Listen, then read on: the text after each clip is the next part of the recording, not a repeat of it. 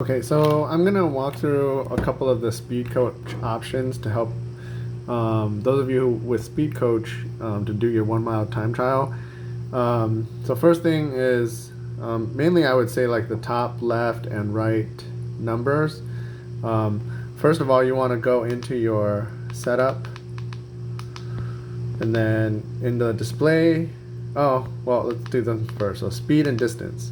So obviously we're going to use miles per hour, but up here the speed mode, a lot of times we're in the speed mode versus the split. So speed is going to show like miles per hour. What's going to be really useful for this time trial if you have a Speedcoach is if you display the split. So what that's going to tell you, if you go back to the main screen, so typically if you have speed you'll see miles per hour, but this is going to give you the split. So we're just going to tell you how basically how long it's going to take you to do a mile. So that's, I mean, obviously if you're going to be trying to target a particular time that you're trying to beat, that's super helpful. So it's going to give you, like, for example, let's say 10 minutes per mile or whatever. So I like to have the top left say show the average and the top right show my current speed. So basically the average is going to, basically by the end of the mile, right, your average is going to be typically equivalent to how long it took you. So as you're going, you know, that average, if it's faster than what you are targeting, that's good. If it's slower, then you know you need to work a little harder to bring that average down. So that's what the current speed is going to tell you, the speed of your last stroke. If you need to go harder or you're going at a good pace, or maybe if you're going too hard. That's kind of the two numbers I look at up there. And to show the average and the current speed, you go into setup, display setup. So those your window 1 and 2. So you can see average, split speed, and the split speed. Okay.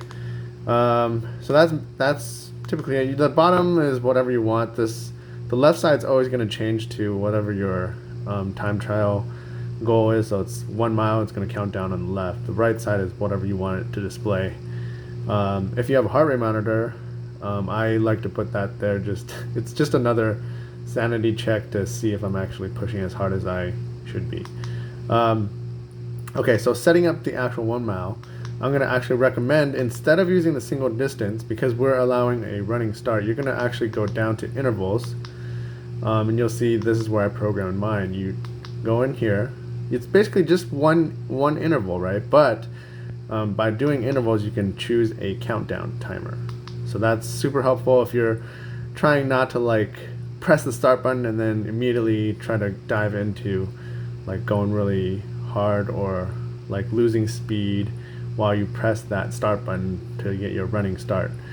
So you put down a countdown timer, 10 seconds, usually enough to get your boat up to speed. And then after that 10 seconds expires, it's just going to dive right into that 1 mile. So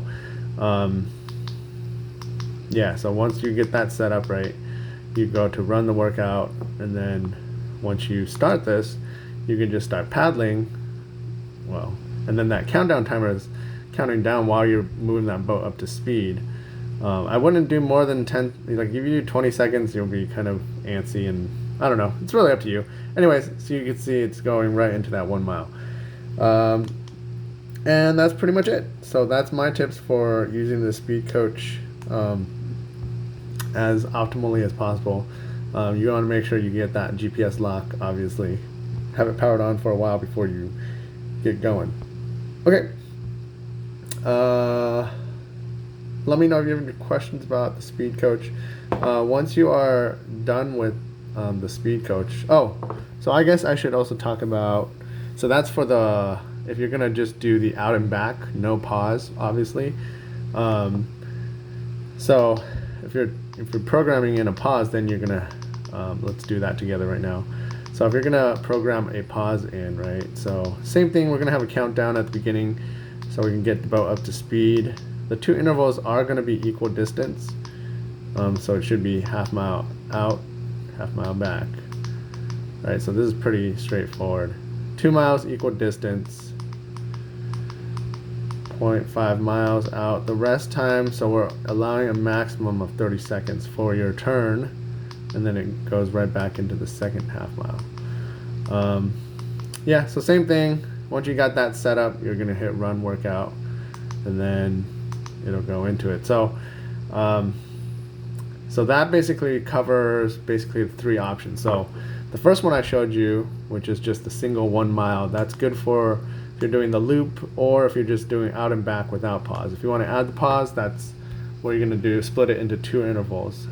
So my personal preference, actually, you know, they all kind of came out the same last time we did it, but I personally like to see my average like goal for the entire 1 mile. If you do the half-mile splits, then obviously your average is going to reset halfway, so going back is going to look different.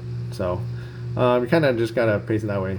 Mentally for me that was harder, having the pause, because especially if you go with the current one way and then against the current the other way, you're not 100% sure what your target is, like one way versus the other. Anyways, yeah, this is just my personal. Anyways, I think that's pretty much it for Speedcoach. So the ways to program, and then the which 3 options they would apply to.